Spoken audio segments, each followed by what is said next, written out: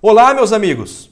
Hoje vou falar sobre os principais tipos de estruturas, bem como sobre as principais vinculações externas, o apoio móvel, o apoio fixo e o engaste, uma vez que é a quantidade destas vinculações que definem se a estrutura é hipostática, isostática ou hiperestática. Vamos iniciar fazendo uma analogia entre os tipos de estruturas e as condições de estabilidade dos seres humanos. No primeiro caso, temos uma bailarina apoiada em apenas um pé. Nesta posição, ela representa o que seria uma estrutura hipostática, pois possui um equilíbrio instável. Mas por que instável? Ela não está se equilibrando em uma perna só? Sim, ela está, e este é o problema. Por mais preparada que esta bailarina seja, inevitavelmente uma hora ela vai ter que colocar o outro pé no chão para atingir um equilíbrio estável. No segundo caso, temos um homem adulto que apoia-se sobre os dois pés. Desta maneira, ele representa uma estrutura isostática, pois possui o mínimo de apoios para manter-se em um equilíbrio estável. Se retirarmos um dos apoios, ele tende a cair. Não que vá cair de imediato, mas uma hora vai, como no caso anterior. Já no terceiro caso, temos um idoso que se apoia sobre 3 apoios devido ao uso da bengala, ou seja, mais do que o mínimo necessário para se ter um equilíbrio estável, representando assim, quando ele está parado, uma estrutura hiperestática. Mas pensando na idade avançada, é bom ter uma segurança a mais, uma redundância de equilíbrio. Afinal de contas, se tirarmos um dos apoios, ele ainda tende a ficar de pé. Se assim não fosse, ele não conseguiria andar, pois durante a locomoção ele acaba alternando entre a utilização destes apoios.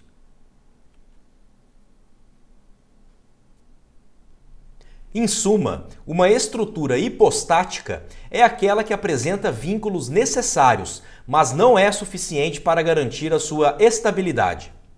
Desta forma, na construção civil não são calculadas e sim evitadas, a não ser que você queira que sua estrutura saia andando por aí, como uma bicicleta ou um barco, por exemplo. Já a estrutura isostática é aquela que apresenta a quantidade de vínculos necessários e suficientes, nem mais nem menos. Se você retirar um vínculo de uma estrutura isostática, ela passa a ser uma estrutura hipostática. Assim como se você adicionar um vínculo à estrutura isostática, ela passa a ser uma estrutura hiperestática. As estruturas isostáticas são calculadas por meio das equações da estática, impondo a ela que a somatória de forças seja sempre igual a zero. Por fim, as estruturas hiperestáticas são aquelas que apresentam mais vínculos do que o necessário para sua estabilidade. São calculadas por métodos específicos, como, por exemplo, o método das forças ou o método dos deslocamentos. Nem sempre uma estrutura hiperestática é a melhor solução.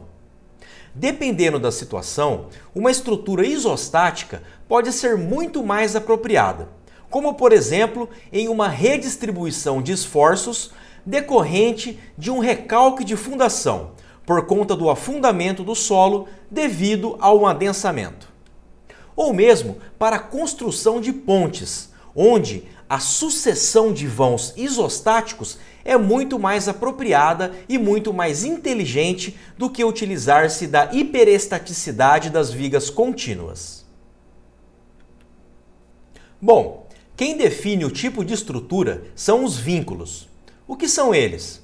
Nada mais são do que elementos que impedem os deslocamentos e os giros da estrutura de apoio.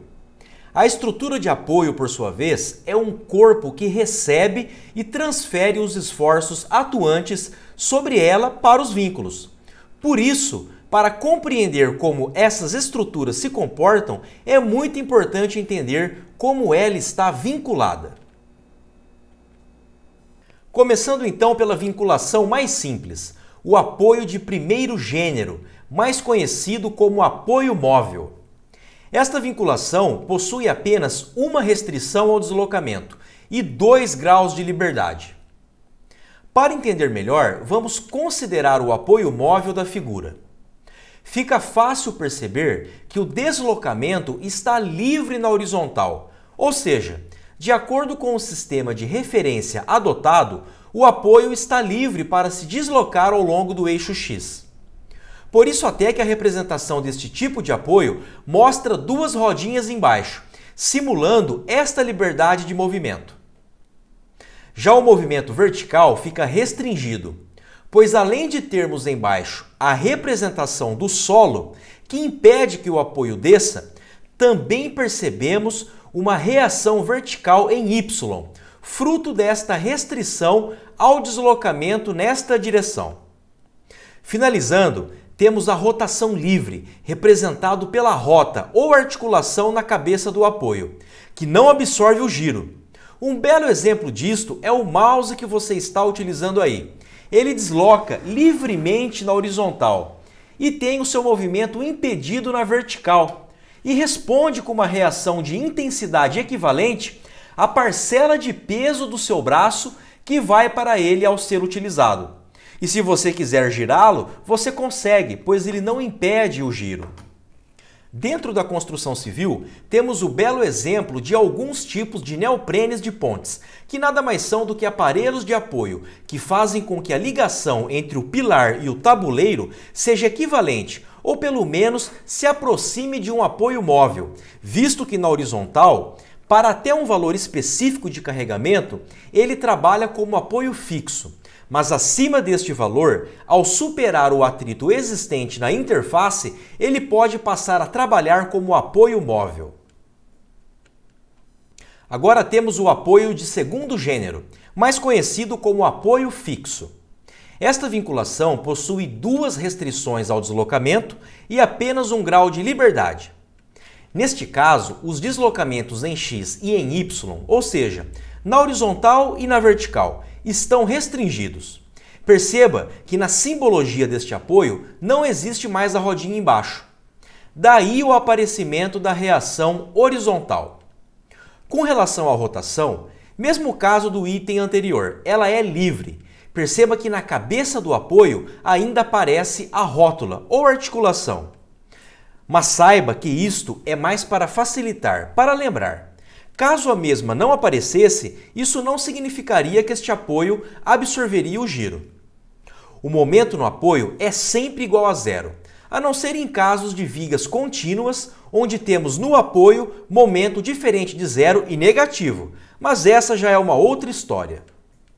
Dentro da construção civil, temos o belo exemplo de dispositivos de apoio de grandes estruturas e também os dentes Gerber de vigas de concreto pré-moldado. Na imagem, fica claro que a viga não se desloca na horizontal, devido à presença de um pilar à direita. Não se movimenta também na vertical, devido à existência de um console, logo abaixo, que serve de apoio. Isto acontece também na outra extremidade da viga, que não conseguimos observar na foto.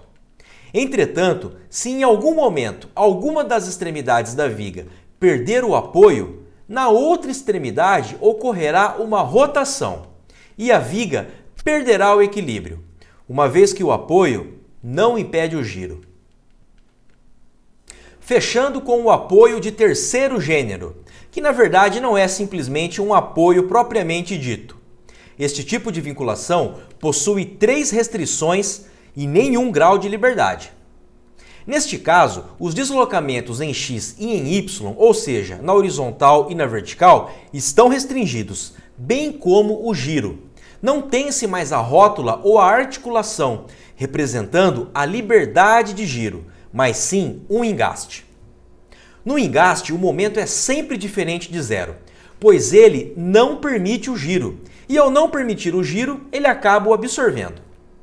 Dentro da construção civil, temos vários exemplos, como por exemplo, certas ligações entre elementos estruturais, como esse mostrado na figura, ou mesmo postes monotubulares de telecomunicações, engastados em tubulões. Estes apoios que vimos são os mais conhecidos e utilizados, tanto na prática quanto para o ensinamento teórico, devido à representação de caráter didático que eles têm. Entretanto, é bom enfatizar que existem infinitos tipos de vinculações e possibilidades dentro da engenharia estrutural. Veja, se imaginarmos que o zero representa uma ligação articulada, ou seja, uma rótula perfeita, uma polia lubrificada ao extremo, sem qualquer tipo de atrito, e o 1 como sendo um engaste perfeito, ou seja, uma ligação rígida, temos entre eles infinitas vinculações.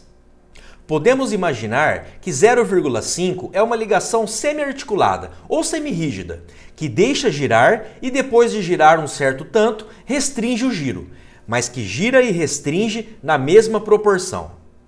Se pegarmos, por exemplo, o 0,2, podemos imaginar que é uma ligação semi-articulada, que deixa girar e restringe o giro, mas bem depois, ou seja, ela deixa girar bastante antes de restringir o giro.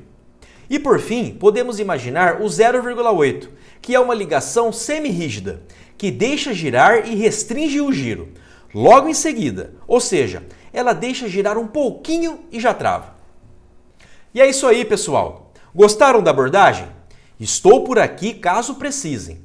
Eu sou uma pessoa fácil de se encontrar e não fujo da raia. Portanto, fiquem tranquilos que eu darei continuidade a este vídeo ensinando vocês a determinarem o tipo de estrutura em função das vinculações que vocês inserirem em uma concepção estrutural, beleza? Então até lá, um forte abraço a todos vocês!